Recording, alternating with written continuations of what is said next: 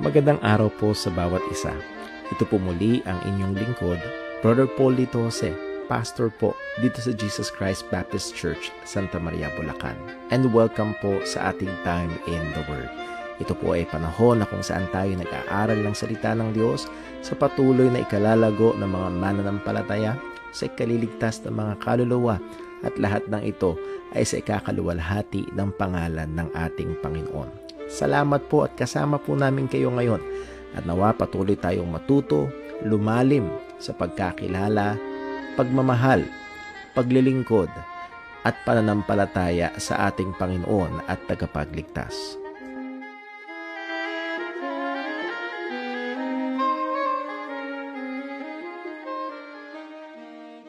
Isang mapagpalang gabi po sa bawat isa sa atin. Muli tayo nagpapasalamat sa Diyos sa patuloy niyang kahabagan. At ngayon po ay unang Wednesday ng April. Could you believe that? Ano po? April na. Parang kailan lamang pumasok ang 2024 pero narito at makikita natin at patuloy ang kahabagan at kabutihan ng Diyos ay sumasagana. As the Word of God says, His mercy is new every morning and great is God's faithfulness. And this is also the last part ng ating lesson about scripture or Christian meditation, and I hope na ito ho ay naging pakinabang, naging hamon at paalala sa bawat isa ho sa atin as we by the grace of God ay nagsusubok at nagsusumikap na gawin ang inutos ng Diyos na ito sa atin, na palagian na ang ating mga isipan ay itutok upang pagbulayan ang mga katotohanan ng Diyos, gawa ng Diyos at mga katangian ng Diyos upang ito ay magkaroon ng epekto sa ating mga pang-araw-araw na buhay. Ilang mga reminders and announcements po muna bago tayo dumako sa ating pag-aaral ngayong umaga. 5 days to go and simula na ho ang youth camp. It will be next week, Monday. At so inaasahan ho una ang bawat mga kapatira din sa JCBC ay ipanalangin ang camp ho na ito.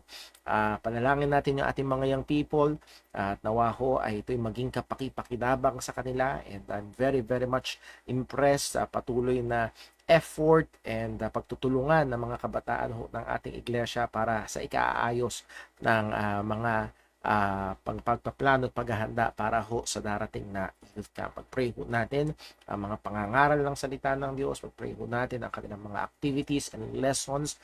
And again, sa akin hong personal na experience bilang kabataan noon ay malaking bahagi ho ang youth camp. Besides, yes, mahalaga yung mga pagtuturo at pangangaral, but to have fellowship.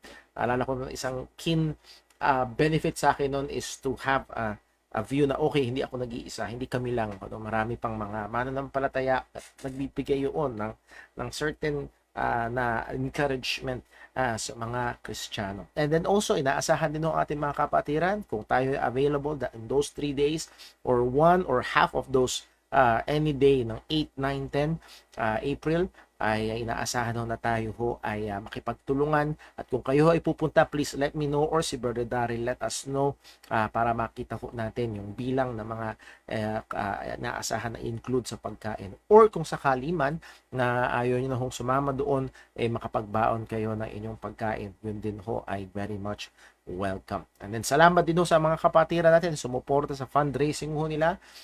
Salamat din ho, hanggang ngayon meron pa mga kapatiran na nagme-message sa akin ng kanilang pagsuporta. So meron tayong mga young people na may good news, ilan sa inyo, para ho sa darating ho na camp. Okay, so pag-pray ho natin yung patuloy, and then pagkatapos ho ng ating camp ay isa ho sa inaamangan natin. Maghahanda naman tayo para sa ating May activities. May 1 ang ating church outing. We have already booked the resort. So Lord willing, this coming Sunday ay papakita ho natin kung saan. And then also, this coming Sunday ay meron ho tayong Lord's Supper dito sa church. And also, ang ating Mother's Day, May 12, and then church anniversary sa May 26. Pag-pray po natin yan at ating 4th year church anniversary. And we have been, for the last 2 anniversaries ng church, ay nakakonsentrate tayo sa gospel, worthy of the gospel. Yung una ay entrusted with the gospel, pangalawa ay worthy of the gospel. Lord willing, this year ang ating tema will be united in the gospel. Yung ating pagkakaisa sa ebanghelyo, o dahil sa ebanghelyo ng ating Panginoong Hesukristo. So pag-pray ho natin yan, very much excited ho tayo at nawa ho ito'y patuloy na pagpalain gamitin ng Panginoon at muli ating kinikilala na hiwalay sa biyaya ng Diyos. Any effort, gastusan man natin napakalaki ay magiging walang kabuluhan. No? It's not by might nor by power, sabi niya sa but by my Spirit. So diligan natin patuloy ng panalangin ang mga gawain ito. And hindi lamang ang ating mga gawain, pati ang ibang mga kapatiran natin na matagal natin hindi nakakasama dito sa church ay patuloy nating ipag-pray. Ngayon pa lamang, ipag-imbita na natin, not just the special occasions, but every Sunday, let's try to invite people. At isa yan sa mga push natin. Magkaisa tayo na ihayag ang ebanghelyo at imbitahan ang mga tao sa ating gawain para sila makapakinig ng salita ho ng Panginoon. Okay, with that, tayo ho muna ay dadako sa ating pananalangin. Tingin natin ang tulong at gabay ng Panginoon sa ating pag-aaral ngayong hapon ito. Let us pray. Panginoong Diyos, aming Ama sa langit, kami po ay nagpapasalamat sa iyo sa iyong katapatan. Salamat po, O Diyos, sa iyong patuloy na pagkakaloob ng aming mga pangangailangan at higit pa sa mga pisikal at mga material na pangangailangan, O Diyos, lalo't higit ang mga spiritual na pangangailangan. Alam namin, O Diyos, na kami nagpapatuloy sa pananampalataya, hindi dahil malakas ang aming kapit sa iyo, kundi dahil ikaw ang may hawak sa amin at ikaw, Panginoon, ang patuloy na nagsusustento sa aming pananampalataya at paglakad bilang iyong mga anak. Tulungan mo nawa kami, O Diyos, na nawa ang mga katotohanan ng ebanghelyo na aming sinasampalatayanan ay magkaroon ng manifestasyon sa aming mga buhay at makita ng mga tao sa paligid namin ang pagkakaiba ng isang tunay na mananampalataya sa mga tao na wala pa sa pananampalataya kay Kristo. At Panginoon, ang huling lesson na ito namin about scripture meditation o Christian meditation, nawa pagpalain mo upang lalo pang mahamon, upang lalo pa kaming maging masigasig at tapat sa gawain na ito. At sa biyaya mo, O Diyos, sa amin na mga nagsusumikap sa pagsunod sa utos mo na ito na pagbulaya namin ng iyong salita. Nawa mahabag ka at gamitin mo ito upang patuloy na maging kaparaanan o daluyan ng iyong biyaya sa amin upang lalo kaming mag-increase sa pananampalataya at lalo pang lumago sa pagkakilala at pagmamahal sa iyo. Muli, O Diyos, amin pong hinihiling lahat ng ito at amin pong iniaasa ito sa iyo, O Diyos, na kayang gumawa ng higit sa aming hinihingi at inaakala at gayon din maging ang kapatawaran ng aming mga kasalanan nilalapit sa iyo. Lord, alam mo po, O Diyos, ang mga maraming pagkukulang namin, not just in the work of our hands, but also sa mga salita na lumabas sa bibig o sa mga kaisipan at bagay na ninasa, Panginoon, na hindi ayon sa iyong kalooban. Panginoon, patawarin mo po kami at nawa, O Diyos, ay patuloy mo kaming hubugin sa wangis ng aming Panginoong Hesukristo. Ilayo mo kami sa masama, ilayo mo kami sa kasalanan, at patuloy nawa naming maluwalhati ang iyong dakilang pangalan. Lahat ng ito'y dalangin namin sa ngalan ng aming Panginoong Jesus. Amen. Okay, so dubako ho tayo sa ating pinaka lesson ho ngayong hapon. This is lesson number 12. As I've said, final lesson ho ito and more on mga nasa practical side ho tayo ng patungkol sa scripture or Christian meditation. Well, ilang reviews, nag-aralan natin ilang mga practical helps to meditation. Define natin ang meditation, mga practical helps, yung tamang lugar, panahon, at ganong kahaba. At I hope na ito'y tumatak na sa ating mga kaisipan. And then how to meditate, isa sa mga kaparaanan, and I cannot stress it enough, ask the scripture. Tanungin natin yung just the simple investigative questions of who, when, what, where, how, why. Lalo na yung context, bakit yun sinabi ni Jesus, bakit yun sinabi ni Pablo, at napakahalaga noon sapagkat in that way nahayaan natin ang scripture ang magsalita at hindi tayo ang naglalagay ng ating ideya sa Biblia at napakadaming gumagawa po noon sa panahon ho natin ngayon. Consider pagbibigay ng matinding kaisipan, examine, titinan yung mga detalye, conclude with personal application, okay? After you have asked, consider and examine, you now have the truth, anong aplikasyon nito? At anong aplikasyon nito? Ano ngayon yung resolutions or decisions, and then seal it with a prayer. And napag-aralan natin, pray before, pray while, and pray after meditation. And let it be. And napakaganda kapag naging ito ay two-way conversation, and God speaking to us through us meditating in the scripture, and us speaking to God through prayer.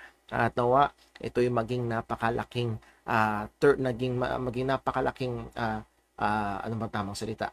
Supply para sa ating spiritual growth. And then, pinag-aralan natin mga important occasions for meditations, iba't ibang mga kapanahunan, mga special na mga okasyon, lalo na pagdating sa panahon ng kamatayan. And again, wag natin gawin yun kapag malapit na. But hanggang ngayon, kung sa tingin mo, ikaw ay malakas pa, bata pa, at marami pang panahon natitira, walang sabi ng salita na, teach us to number our days, that we may apply our hearts unto wisdom, sa Psalm 90 verse 12. So napakahalaga. Iba't ibang mga okasyon for extemporaneous meditation and for planned meditation. Some helps, again, pagpili ng subject, at muli yung iba, dito nababag down, dito nababalaho, ika nga. Saan ako magsisimula? Anong subject ang pagbubulayan ko? Well, ilang sa mga tulong ito, be simple. Find out yung mga easy, familiar, and pervasive. Pag sinabing pervasive, ito yung kalat na mga mensahe, ito yung binibigyang emphasis ng salita ng Diyos sa maraming lugar sa Biblia. For example, sa New Testament, patungkol sa pagliligtas ng ating Panginoong Kristo, patungkol sa paano dapat mamuhay ang mga Kristiyano. Be balanced. Huwag tayong ma-stuck sa isang subject lamang. And again, sa isang bata na plaging isang bagay lang ang kinakain, well, hindi magiging healthy ang bata na yun. At yun din sa ating buhay bilang mga mananampalataya. At again, we may, let me just put a caveat on that, we may meditate upon the gospel, at dahil ang gospel ay napaka all-encompassing, sakop dito ang lahat ng bagay sa buhay Kristiyano, so we can really dive down sa subject ng gospel and not really reach the bottom of it. But again, we can go to different places or subjects sa salita ng Diyos para maging balanse ang ating spiritual na buhay. Be practical. Mamili tayo ng mga paksa na mag-i-steer sa ating puso at kaisipan sa mas matinding pagdanasa na maging banal at matinding pagmamahal sa Panginoon. And then lastly, be fitting. Choose prideful or mga lapat na paksa, pinakalapat na paksa sa kasalukuyang kalagayan, at kagaya ho ng ginawa natin last Wednesday, being entrada sa tinatawag na sa Holy Week, na bahagi ng Holy Week, ay bigyan natin ng konsiderasyon ang paksa ng kamatayan ni Jesus. Why did Jesus died on the cross? At kasama rin doon yung kanyang, hindi lamang yung kanyang pagkamatay, but also yung kanyang resurrection. And ilan sa ating binigyang pansin is to absorb the wrath of God. And nung Sunday, ito yung bahagi ng ating preaching. Ang sabi sa Romans 5:9, much more than being now justified by His blood, we shall be saved from wrath through Him. At if we will give some time na i-meditate yung word much more. And yes, many times ang diin ay nahado sa kamatayan niya sa krus, and rightly so. Pero sabi ng Biblia, much more. We shall be saved from wrath through Him. At pinalo up yan ni Pablo sa verse 10, which is, if we are saved, reconciled to God by His death, yung gaano pa kaya yung pagliligtas sa atin ng Panginoong Jesus in His life, and that is in His resurrection. So this is Paul doubling down sa napakaganda at napakatibay na pag-asa na meron tayo. At ako'y natutupso na magbabad na naman sa napakaganda katotohanan. And again, it's part of meditation na just small yung bahagi ng verse o yung isang buong verse or part by part nung verse ay pwede mong himay-himay, nguyang-nguyain at hingin natin ang tulong ng Panginoon para ito magkaroon ng mas matingkad mabigyan tayo ng mas matingkad na larawan, mas makita natin ng mas mainam.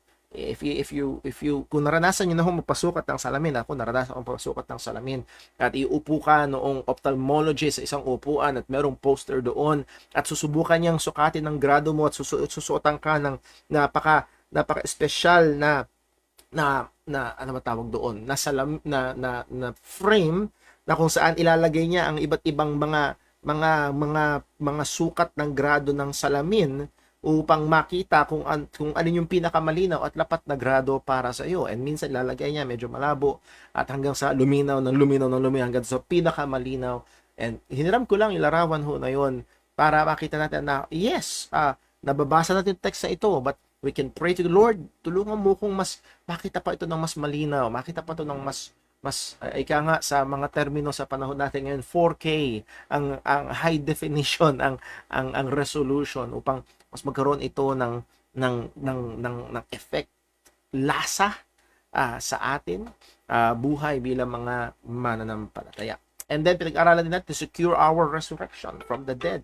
Sa Romans 8 verse 11, ang sabi, but if the spirit of him that raised up Jesus from the dead dwell in you, he that raised up Christ from the dead shall also quicken your mortal bodies by his spirit that dwelleth in you. So what a great assurance ito sa atin, dahil tunay na nabuhay muli si Jesus, lahat ng tinatahanan ng banal na Espiritu ay tunay na muli ring mabubuhay. What a great assurance is that para security para ho sa mga mananampalataya. Kung ikaw ngayon ay tunay na Kristiyano, tiyak ang muling pagkabuhay sa hinaharap. At again, wag nating isipin, alala ko may napanood ako noon na pelikula, at ang sabi ng isang religious leader, wag niyong sunugin yung mga katawan kasi pag sinunog niyo, hindi sila mabubuhay muli. Ang sabi ng bida, kung hindi kaya ng Diyos gawin yun, hindi siya Diyos. At ang Diyos ay nagsalita lamang at lumabas ang lahat ng bagay. Ang Diyos ay naghubog sa tao mula sa alikabok. So kung siya'y namatay at bumalik sa alikabok, walang problema ang Diyos sa pagbuhay muli sa ating mga physical na katawan. Number 3, for the forgiveness of our sins. Again, bakit namatay si Jesus sa krus? Para sa kapatawaran ng ating mga kasalanan. And isa sa mga pag pinag-usapan ang mga nagpapabigat sa kaisipan ng mga tao, isa sa mga nangungunang dahilan ay yung guilt sa mga kasalanan na gawa na hindi nakatanggap ng kapatawaran. Pero narito, meron tayong kapatawaran sa pamamagitan ni Kristo, and we cannot and should not separate it from the cross of Christ. And hindi yun ginawa ni Pablo. Sabi niya, in whom we have redemption through His blood. So again, yung blood is point out sa kanyang violenteng pagkamatay doon sa krus. And ang sabi ni Pablo, the forgiveness of sins. That is the forgiveness of sins. So gaano mang karaming luha, gaano mang kabagbag ang damdamin, kung hiwalay sa krus ni Kristo, walang kapatawaran. Walang kapatawaran. According to the riches of His grace. Wow. Well, natututo akong i-discuss pa ng mahaba. Nevertheless, napakagandang minahin ang mga talatang ito, just to meditate. If you can take time, sa Ephesians 1:7, meditate according to the riches of His grace. Muli, hindi ito tinipid ng Panginoon. Ito'y sagana na pagbibigay ng Panginoon ng kanyang biyaya.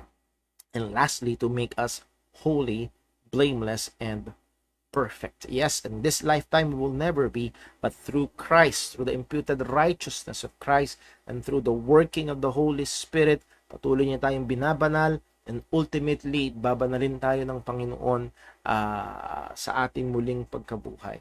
Colossians 1:22, in the body of His flesh through death, to present you holy and unblameable and unreprovable in His sight.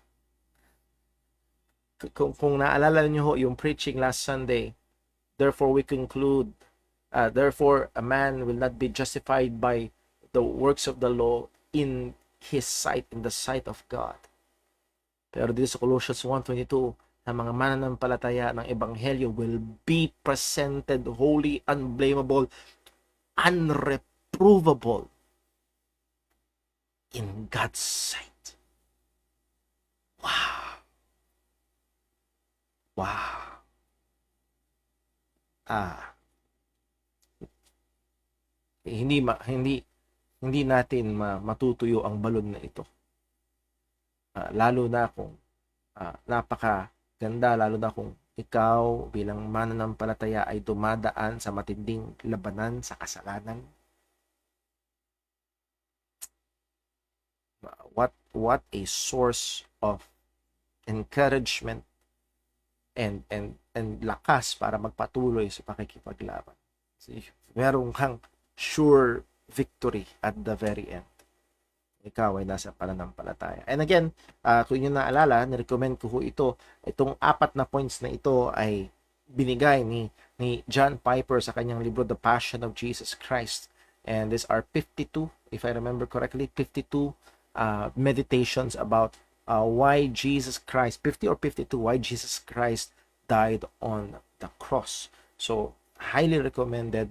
And because of this, isa sa mga practical na helps in meditation, lalo na kung bago ka pa lamang or hindi ka pa masyadong sanay, isa sa malaking tulong is a good devotional book. A good devotional book. Isang malaking tulong yon sa akin bilang mananampalataya.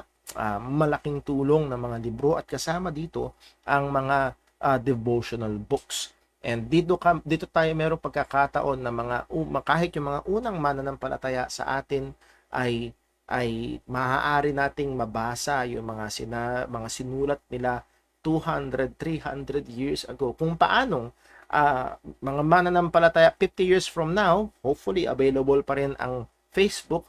They can go back 50 years at panoorin ulit yung mga pag-aaral natin dito sa Time of the Word or Time in the Word or sa atin hong church Facebook page. You can go back and through these literatures ay itong mga taong ginamit ng Panginoon noon ay patuloy pa rin maaaring magamit ng Diyos sa atin ngayon. And with that, magbigay lang tayo ng ilang paalaala. There are many devotional Christian books available, but not all are good. Some are even dangerous. Ayan, magbigay ako ng paalala and a simple trip sa Christian bookstore. Sad to say, ay yung maraming mga Christian bookstore sa Pilipinas ay hindi maingat sa pagsala ng mga gagawin nilang available na libro. Kung hindi, sadly, more on driven sa profit rather than driven sa paghahayag ng pananampalataya.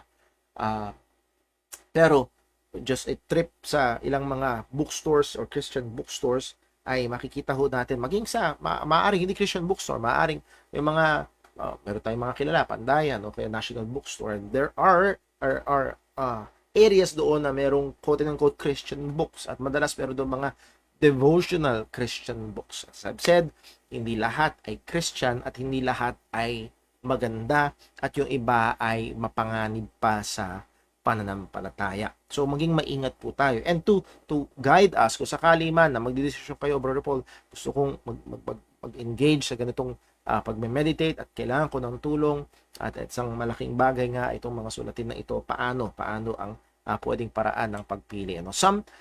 Some things to consider when it comes to good devotional books. One, the author is sound in the gospel and theology. The author is sound in the gospel and theology. So, isa sa malaking konsiderasyon ay sino ba yung may akda. Kung ang may akda ay, again, tagilid pagdating sa gospel. Again, I will not, maaaring may masabing maganda, pero I will not recommend sapagkat kung tagilid pagdating sa gospel, more on human wisdom ang gamit at hindi sang-ayon sa salita ng Panginoon. And then also sa theology, pagdating sa pag-handle ng salita ng Diyos, hindi porket may mga budbud na verses ay okay na. Maraming mga kulto ay magaling magtuhog-tuhog ng mga verses. And then meron na silang doktrina. So again, isa sa mga bibigyan pansin ay yung bang author nito ay sound, meaning healthy, maayos pagdating sa gospel and pagdating sa kanilang theology. Number 2, the author is sound in handling the scriptures. Magkaibigan at magkapatid itong dalawang ito. That's why he is sound in gospel and theology, because he's sound in handling the scriptures. Hindi siya, as we've said kanina, barbecue theology, natuhog-tuhog ng iba't ibang mga verses mula kung saan-saan.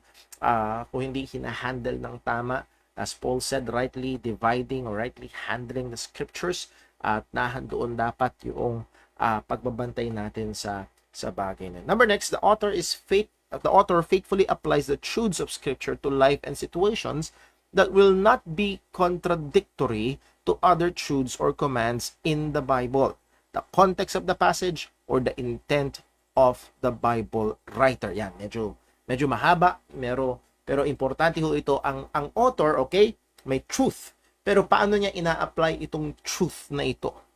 Okay? Faithful siya sa pag-a-apply ng katotohanan sa buhay at mga iba't ibang mga kalagayan na hindi ko kontra sa ibang mga katotohanan o sinasabi ng salita at inuutos ng Panginoon, or sa konteksto mismo ng passage, or sa intensyon ng Bible writer.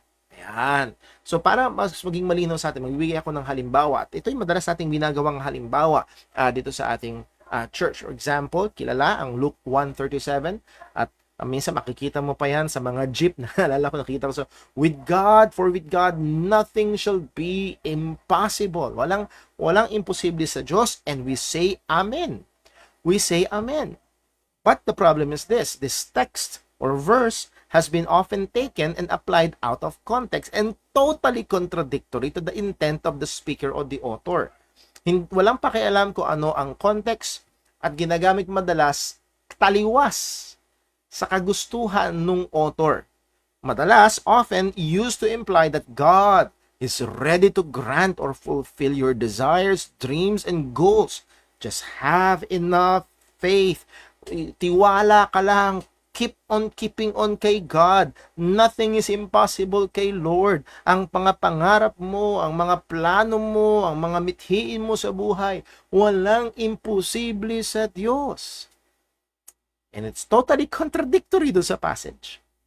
Dahil yung passage na pinaggamitan nito ay walang anumang kinalaman sa pangarap at plano. Actually, muntik makasira sa at plano. Ang passage na ito ay sinabi ng anghel kay Mary nung siya ay naka-betrothed na kay Joseph, na si Mary ay magbubuntis. At ang kalooban ng Diyos kay Mary ay dalhin niya ang ating Panginoong Kristo sa incarnation, sa pagkakatawan-tao ng ating Panginoong Yesus. At ang sabi ni Maria, paano mangyayari ito? Wala pa akong karanasan sa lalaki. I know not a man. That's wala pang sexual intercourse sa isang lalaki. Again, that is the natural. Yun yung paraan na alam ng tao. Pero sabi ng anghel, huwag ka mag-alala. For with God, nothing shall be impossible. Yung mukhang imposible, kahit mukhang imposible sa mata ng tao, kapag kalooban ng Diyos, mangyayari. And that is the point.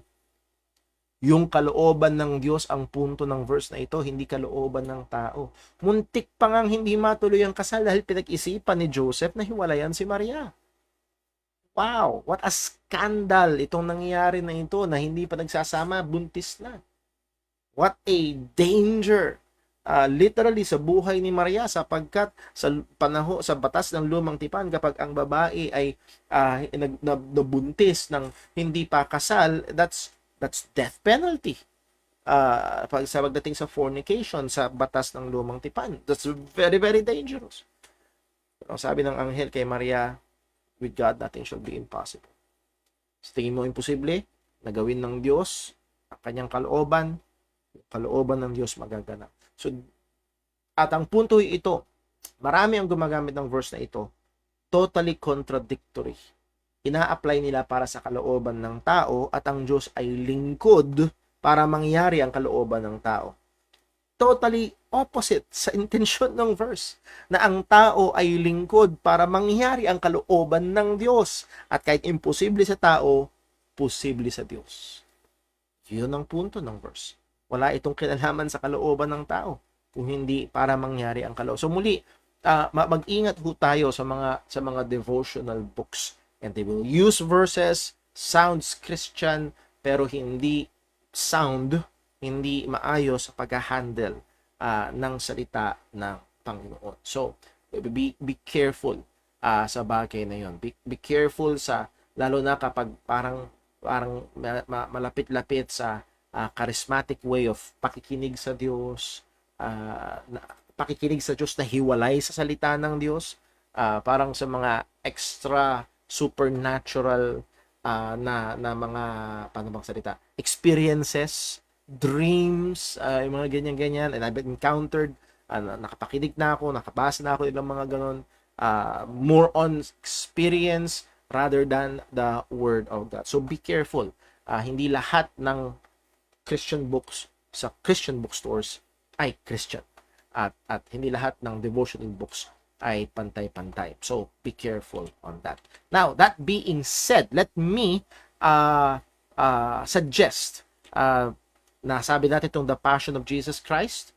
Isa pa by John Piper, Taste and See, Savoring the Supremacy of God in All Life. This is 125 daily meditations. So, para tong every other day or every 3 days na para sa buong taon. Classic na yung morning and evening na devotion ni Charles Spurgeon. Ito pa. So lahat ito kahit paano nabasa ko na ng paunti-unti. Itong isang to by Paul Tripp, New Morning Mercies, a daily gospel devotional. So makita niyo yung concern sa gospel, concern sa supremacy ng Panginoon, gospel and daily life. So again, these are very, very good, and I've read ang mga authors na ito sa ilang ibang mga books, and they're very sound sa I'm not saying na lahat ng mga ngaral ay may pagkakaiba one way or another, but nevertheless makisabi natin na ito ay sound. So ano man yung ating babasahin, always read. Kahit ho ako, kilala niyo ho, isa sa mga malaking tulong sa aking pananampalataya si John MacArthur, pero kahit ako hindi laging 100% agree, at hindi porket sinabi ni John MacArthur ay okay na. So, sasalain pa rin kapag ang ating final authority ay ang salita ng Panginoon. Speaking of that, isa pa ay Understanding and Trusting Our Great God by Tim Challies. A very good current theologian dito si Tim Challies, blogger. So, marami siyang available na mga articles online. Classic, The Valley of Vision. Medyo challenging basahin kasi medyo old English on The Valley of Visions, but these are collected, a collection of Puritan prayers and devotions. So mga Puritans, mga tao na buhay noong 1600s, yung mga prayers nila, makita nyo kung gaano, pag binasa nyo minsan, makikita nyo isang prayer. Bihira, ano pa itong binabasa ko? Prayer or systematic theology? Wow! Na talagang punong-puno ang kanilang mga panalangin ng patungkol sa Diyos. Grabe. At napakatinding encouragement. So I would highly encourage you if you would able to avail kahit yung mga digital copies ito. Timothy Keller, I believe kasama niya yung kanyang asawa dito. Tama, si Katie Keller, God's Wisdom for Navigating Life. Ito ay devotional from the book of Proverbs. So napakaganda. Wisdom for Daily Wisdom. And then yung daily readings from the life of Christ ni John MacArthur. Meron itong 3 volumes. Volume 1, 2, and 3. Itong picture na to ay Volume 1. Ito ay madalas mga available. Makikita, kahit sa National Bookstore, nakakita ako ng kopya niyan. Sa mga book sales, makakita kayo niyan. So, if you be able to get a copy or digital copy, I would highly recommend. Ako ho mismo ay merong mga ilang mga libro ito at mga partikular na mga pagkakataon na nababasa dito sa church. Meron tayong pinamigay na ayan. Meron tayong pinamigay na 31 meditations on the gospel. Ayan. So, I don't know kung nakakuha kayo ng kopya. So, don't eat the booklet, but 31 meditation. Life is a Vapor by John Piper. Nakuha ko to sa book sale. Kung matyaga kayo maghanap. Ito, available, I believe, sa National Bookstore ko to nabili. Strength for Today. Ay pangreregalo ko huyaan. Ito, nakalimutan ko na kung saan ko naibili. Remember and Return. simula pa lamang, ulam na. By John MacArthur. Meron din naman mga devotions for family devotions, kagaya ho, pag na-encounter niyo ito, Comforting Hearts, Teaching Minds by Star Mead. Very good para ho sa family devotions kung kayo ay gustong maghanap ng mga gabay. At muli, ito ho ay pwedeng maging pakinabang at maging lalo na kung kayo ho ay nagsisimula pa lamang, hindi pa ganun ito, hindi lamang yung sinasabi nila, kung hindi isa sa mga pati ho ko pag nakikinig din ako ng preaching, almost every week I listen to maybe 1, 2 or 3 preachings or conference or seminars. Hindi lamang yung kanilang sinasabi, kundi kung paano nila hinahandle ang scripture. Isa yun sa mapupulot natin. At paano nila ina-apply ang scripture. Isa yun sa mapupulot natin sa mga reading materials na ito. So let's go on sa atin. Suggested biblical themes. Ilang mga themes sa Bible na pwede nating i-meditate. Number 1 is letter A, meditate on sin. Pagpulayad natin ang patungkol sa kasalanan. Meditate on the horrible and heinous nature of sin, kung gaano karumal-dumal ang kasalanan. Pag-isipan natin yan, meditate on the foolishness and consequence of sin, gaano kakamangmang ang piliin ang magkasala. Sabi ni Jeremiah 23:24, can any hide himself in secret places, that I shall not see him, saith the Lord? Do not I fill heaven and earth, saith the Lord. So muli, pagbulayan natin ang bagay na ito. Meditate on the subject designed to conquer a particular temptation to sin. At napakaganda tong point na ito, kung walang Kristiyano, walang pinaglalaban ng kasalanan. Wala. Kung sa tingin mo ikaw Kristiyano pero wala kang pinaglalaban ng kasalanan, delikado ang iyong kalagayan. Pero lahat ng Kristiyano may pinaglalaban ng kasalanan. At napakaganda at napaka-practical kung magbubulay ka patungkol sa pipiliin mo mga partikular na talata patungkol sa partikular na kasalanan na iyong pinaglalabanan. And I've suggested an app, a free Bible app, a topical Bible app na pwedeng makatulong para hanapin yung mga verses na yun.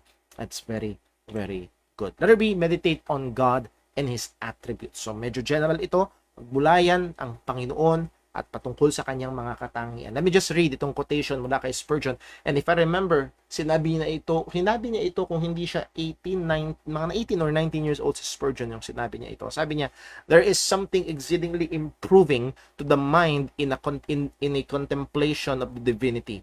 It is a subject so vast that our thoughts are lost in its immensity, so deep that our pride is drowned in its infinity. Meron daw matinding positibong epekto ang pag pinag-isipan mo ang Panginoon, pag pinag-isipan mo ang Kadiyusan. Itong paksada na to ay napakalawak na hindi kayang saidin ng ating kaisipan, napakalalim na malulunod yung ating kayabangan. No subject of contemplation will tend more to humble the mind than the thoughts of God. Walang paksa na pwede nating pag-isipan na magpapakumbaba sa ating kayabangan pag pinag-isipan natin ang patungkol sa mga katangian ng Panginoon. So again, napakaganda na pagbulayan ang patungkol sa Diyos. Meditate upon God's omniscience. By the way, ito pala ay galing sa I believe 3 punto ay galing dito sa book na ito, which is I also recommend, Christian on the Mount, a treatise on concerning meditation by Thomas Watson.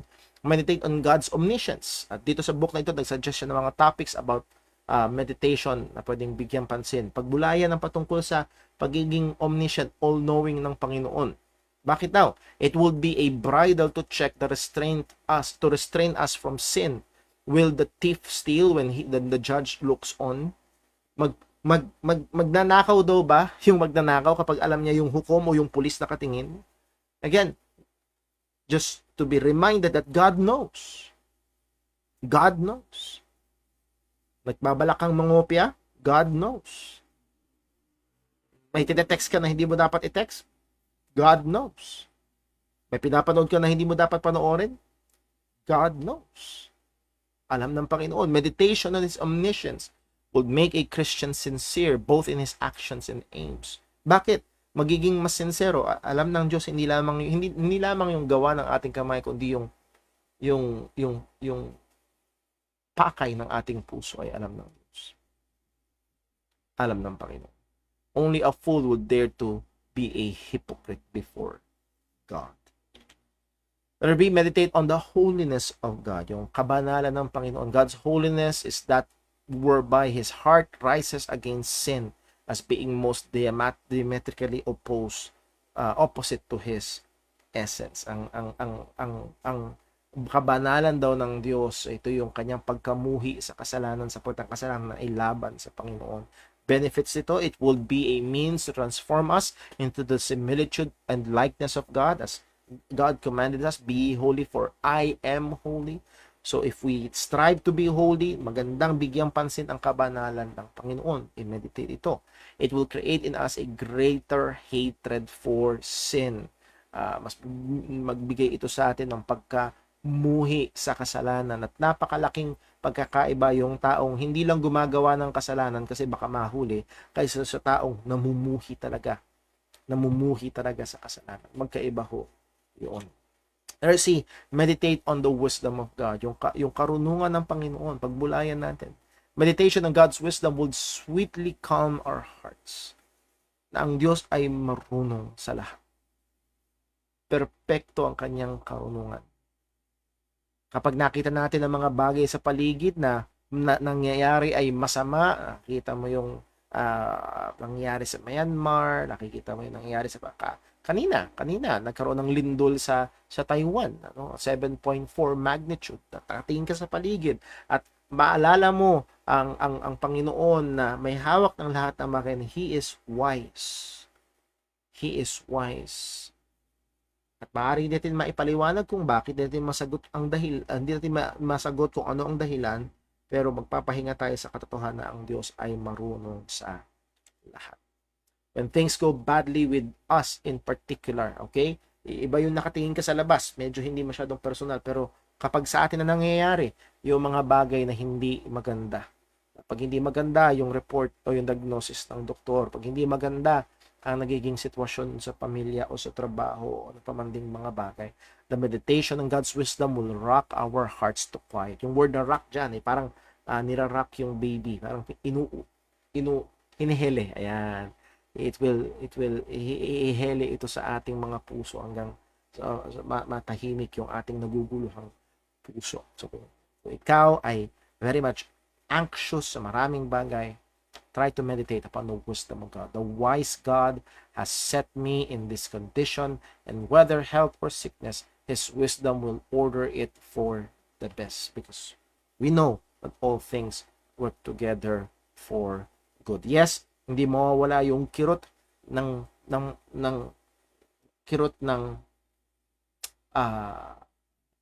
ang tamang salita.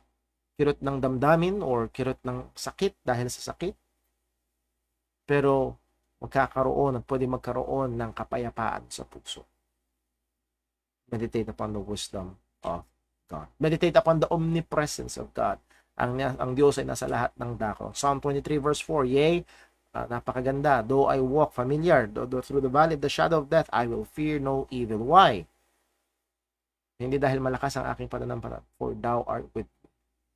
It's the reality, the objective truth that God is with us and God is present.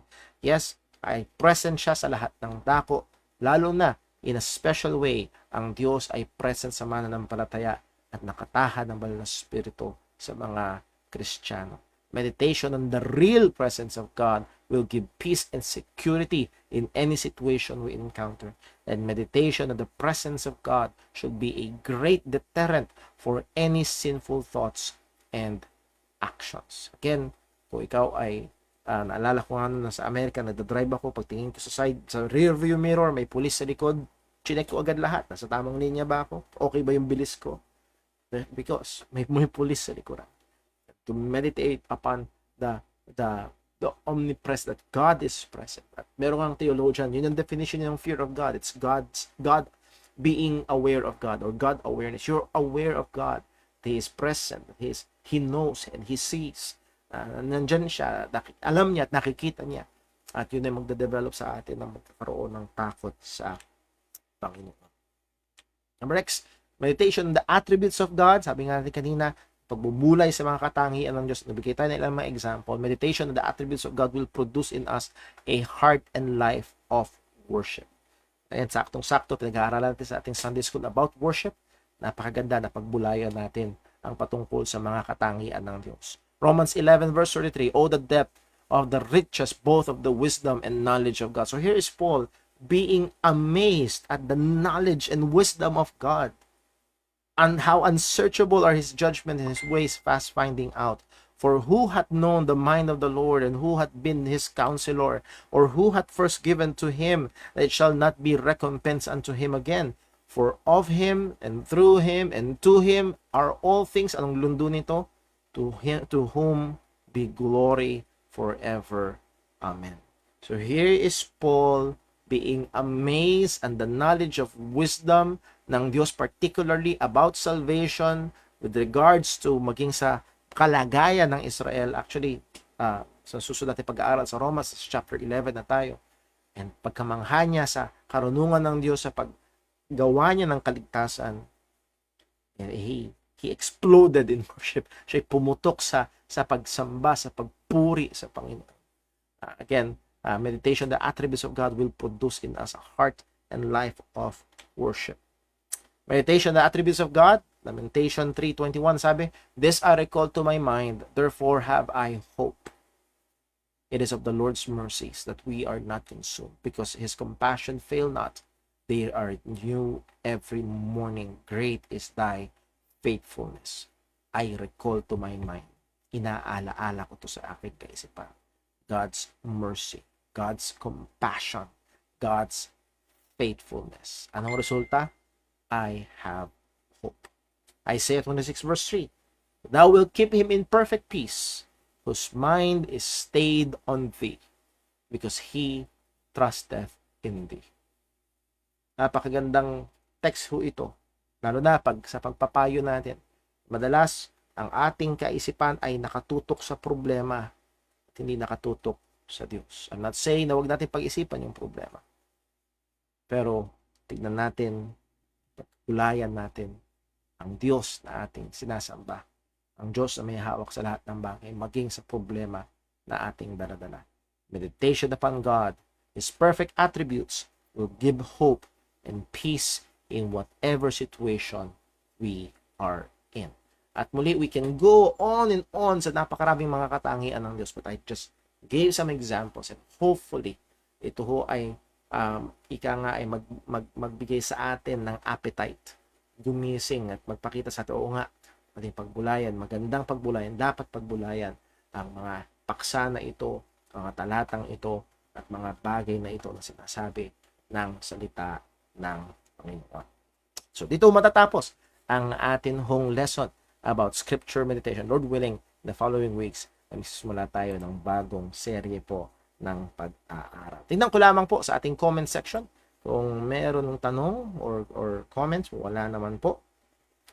Tingnan ko lang ho sa ating mga private messages kung meron.